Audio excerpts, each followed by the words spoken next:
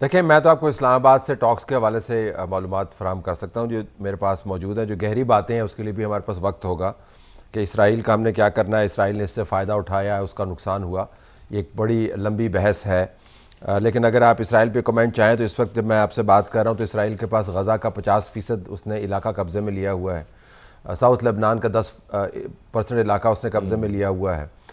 جو جارڈن کی ویلی ہے وہ اس نے قبضے میں لی ہوئی ہے اور دندناتا پھر رہا ہے. وہ تو واشنگٹن کے اندر ڈونلڈ ٹرمپ نے ان کو اسلام آباد میں ہونے والی ٹاکس کے تناظر میں مجبور کیا کہ انہوں نے واشنگٹن میں جا کے لبنان کے ساتھ ٹاکس کرنی ہے براہ راست، ورنہ ان کی طرف سے جو لبنان پر حملے جاری تھے انہوں نے تو ان ٹاکس کے اوپر ایک بہت ہی منفیت کے بادل گہرے کر دیے تھے. وہ شکر ہوا کہ وہ ختم ہوئے اور ٹاکس کا باقاعدہ آغاز ہوا. جو اس وقت بات چیت چل رہی ہے اسلام آباد کے سرینا ہوٹل کے اندر، ہمیں بتایا گیا ہے کہ جو طریقہ کار اختیار کیا جا رہا ہے اس کے اندر جن چیزوں پر پہلے اتفاق رائے ہو چکا ہے، ہمیں کچھ علم نہیں ہے کہ وہ چیزیں کون سی ہیں، ہم سپیکولیٹ نہیں کرنا چاہتے، لیکن میں صرف آپ کو بتا رہا ہوں کہ جو طریقہ کار طے ہوا ہے کہ جو چیزیں پہلے سے طے شدہ ہیں، جو ان دونوں ڈیلیگیشنز کے آنے سے پہلے ان کے جو ٹیمز تھیں انہوں نے آپس میں ریکنسائل کی تھیں، ان کو ٹیبل پر سے ہم نے ہٹانا ہے تاکہ ہمارے پاس جو وزن ہے ٹیبل کے اوپر وہ کم ہو بات چیت کا. جو امریکی ڈیلیگیشن ہے وہ اپنی دو بڑی معلومات جو مطالبات ہیں لے کے آئے ہیں. ہماری معلومات کے مطابق ایک مطالبہ تو براہ راست آبنائے ہرمز کو کھولنے کے حوالے سے ہے. ڈونلڈ ٹرمپ نے جنگ کے بعد دنیا کی معیشت کے لیے ایک بڑا مسئلہ کھڑا کیا. اس جنگ سے پہلے آبنائے ہرمز کے ارد گرد ظاہر ہے ایران جغرافیائی طور پر موجود تھا اور اس کا کوئی کلیم بھی تھا، لیکن یہ ایک بین الاقوامی قانون کے تحت ایک بین الاقوامی گزرگاہ تھی. اس کے اوپر کسی شپ کو روکنا بین الاقوامی قانون کی خلاف ورزی سمجھا جاتا تھا. جنگ کے بعد اب صورتحال یہ ہے کہ ایران کے 10 پوائنٹس کے اندر یہ لکھا ہوا ہے کہ آبنائے ہرمز کو چلانے کے لیے ہمارا اس کے اندر کردار ہونا چاہیے. تو امریکی ڈیلیگیشن آبنائے ہرمز کی مکمل اوپننگ اور اس کے میکنزم کے بارے میں ایک بھرپور مطالبہ لے کے سامنے آیا ہے. دوسرا جو مطالبہ ہے اس کا تعلق ایران کے انرچ یورینیم کے حوالے سے ہے، اور ہمیں بتایا جا رہا ہے کہ یہ مطالبہ پبلکلی تو بڑا اہم ہے، لیکن ٹرمپ کی جو ٹیم ہے وہ شاید اس کے اوپر نیگوشیشنز کے لیے تیار ہو کہ اس کو بین الاقوامی جو ادارے ہیں ان کے ذریعے بھی کروایا جا سکتا ہے اور بعد کے جو راؤنڈ کرنا طور پر ان کے اندر بھی رکھا جا سکتا ہے.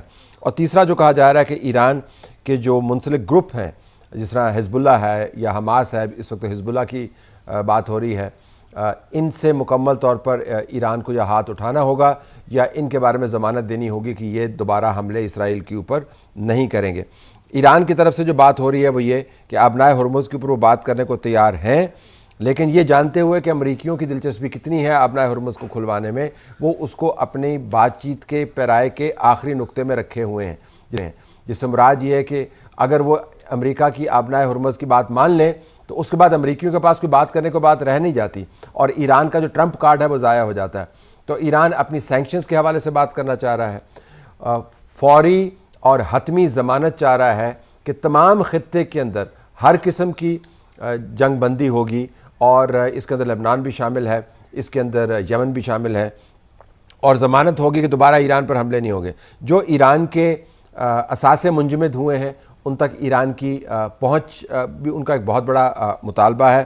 اور پھر آخر میں آبنائے ہرمز کو چلانے کے لیے جو منصوبہ ہے اس کے اندر ایران کی کا رول کیا ہوگا. تو یہ اس وقت ٹاکس کے ٹیبل کے اوپر یہ نکات ہمیں بتائے جا رہے ہیں کہ موجود ہیں.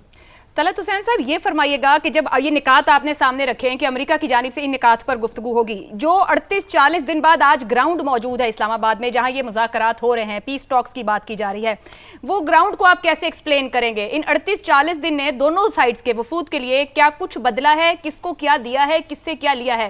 یعنی جس گراؤنڈ پر آج بات چیت ہو رہی ہے اس کو آپ کس طریقے سے ایکسپلین کریں گے دیکھنے والوں کے لیے؟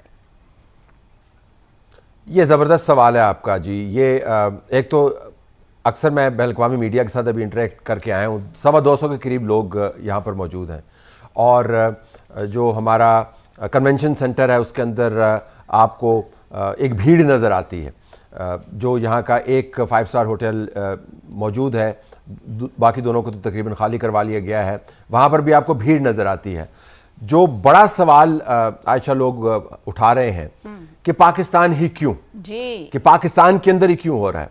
اچھا ہم نے ان کو وضاحت سے بتایا کہ پاکستان اس وجہ سے دنیا بھر کے اندر جو ہم نے مذاکرات بین الاقوامی تعلقات کے اسٹوڈنٹ ہونے کے ناطے دیکھے ہیں، وہ مذاکرات یا آپ کو ناردرن یورپ کے اندر ہوتے ہوئے نظر آتے ہیں، یا آپ کو مرکزی یورپ کے اندر ہوتے ہوئے نظر آتے ہیں، یعنی کبھی برلن کے اندر ہوتے ہیں، کبھی ہیلسنکی کے اندر ہوتے ہیں، یا پھر آپ کو جنیوا کے اندر ہوتے ہوئے نظر آتے ہیں، یا پھر آپ مشرق وسطیٰ میں آئیں تو آپ کو دوحہ کے اندر ہوتے ہوئے نظر آتے ہیں، یا امریکہ اگر کوئی سپانسر کرتا ہے تو اس کے سپانسر مذاکرات آپ کو عمان کے اندر ہوتے ہوئے نظر آتے ہیں.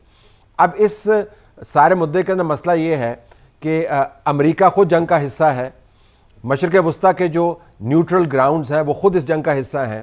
یورپ والوں سے جب بات کرتے ہیں کہ جی آپ اس جنگ کے اندر تصفیہ کرائیں تو وہ کانوں کو ہاتھ لگاتے ہیں، وہ اس کو ہاتھ لگانے کو تیار نہیں ہے، بارے گراں ہیں. تو اور ترکی جو ہے وہ موجود تو ہے، لیکن ترکی کی وہ انگیجمنٹ نہیں ہے عرب ورلڈ کے ساتھ یا ایران کے ساتھ یا حتیٰ کہ چائنا کے ساتھ جو پاکستان کی موجود ہے. تو پاکستان ایک ایسے خطے کے طور پر آپ کو سامنے نظر آتا ہے جس کے ہر اہم ملک کے ساتھ تعلقات موجود ہیں، جس کی سفارتکاری کے اندر یہ لچک موجود ہے کہ مختلف سائڈز کو اپنی بات سمجھا پائے. تو اس وجہ سے پاکستان کا چناؤ ہوا. اور یہ بھی یاد رکھیں کہ دنیا کا کوئی ملک اس کو ہاتھ لگانے کو تیار نہیں تھا. قطر کی طرف سے آپ کو بیانات یاد ہوں گے، قطر کیا کہہ رہا تھا کہ ہم سب کو ہماری بیسٹ وشز ہیں آپ سب کے لیے، لیکن ہم اس مذاکرات کا حصہ نہیں بننا چاہتے. تو یہ بہت ایک اہم ذمہ داری ہے جو پاکستان نے اٹھائی ہے. تو جس خطے کی آپ بات کر رہے ہیں، جو سرزمین ہے پاکستان کی، جو اسلام آباد ہے اس کا دارالخلافہ، یہ دنیا میں واحد جگہ ہے، یہ آپ کو حیران کن سٹیٹمنٹ لگے گی، دنیا میں واحد جگہ ہے جہاں پر اس قسم کی جنگ کو بند کروانے کے تمام انتظامات سفارتی طور پر موجود تھے. میں ایک اپنے فورن جرنلسٹ کو کہہ رہا تھا کہ آپ کو اگر پاکستان کی اہمیت سمجھ نہیں آتی تو ذرا سوچئے کہ اگر پاکستان اس وقت نہ ہو تو کیا ہو، تو بھائی کہاں پر مذاکرات کریں گے آپ؟ مجھے کوئی اپنی جگہ بتا دیں. He could not name a single place. تو ایک تو یہ ذہن میں رکھنا چاہیے کہ پاکستان کی اہمیت جو ہے اس کی سفارتکاری کی لچک کے ساتھ ساتھ، دوستیوں کے ساتھ ساتھ، اور جو بڑا توازن والا ہم نے ایک معاملہ رکھا ہوا ہے. دیکھیں ہم ایران نے جب سعودی عرب کی جبل پر حملہ کیا تو ایران کو ہم نے ٹھوک بجا کے کنڈیم کیا، بالکل کور کمانڈرز کی میٹنگ میں کنڈیم کیا فورن آف، لیکن اس کے ساتھ ساتھ ہم نے تعلقات خراب نہیں ہونے دیے. وہ کنڈمنیشن اپنی جگہ پر، لیکن ہم نے تعلقات خراب نہیں ہونے دیے. اسرائیل کو اس کے اندر اس کا اثر و رسوخ ہے امریکہ کے ذریعے، لیکن ہم نے کسی جگہ پر کوئی کنسیشن نہیں دی، شدید قسم کی اس کے اوپر تنقید کی. جو عرب ممالک ہیں جن کے ایران پر اعتراضات ہیں ان کے ساتھ ہمارے تعلقات بہت اچھے ہیں، لیکن ان کو ناراض کیے بغیر ہم نے ایران کو انگیج رکھا. اور بڑی سٹوری عائشہ جس کے اوپر میرے خیال میں لوگوں کی توجہ ہونی چاہیے کہ ایران کا ڈیلیگیشن جو اپنے نیبرہڈز کے اندر بہت احتیاط کے ساتھ نکلتا ہے، کیونکہ وہاں پر اسرائیلیوں نے اپنے گھسپیٹھیے بٹھائے ہوئے ہیں اور ان کو ٹارگٹ کرتے ہیں، وہ ایران میں سے اڑ کر پاکستان کیسے لایا گیا، یہ کتنی بڑی سٹوری ہے. آپ اندازہ کر سکتی ہیں کہ اس کا رسک کتنا زیادہ ہے. تو میرے خیال میں پاکستان کی جو کاوشیں ہیں وہ ایک نہیں سینکڑوں ہیں، اور اس وجہ سے اس خطے کے اندر یہ بات چیت ہو رہی.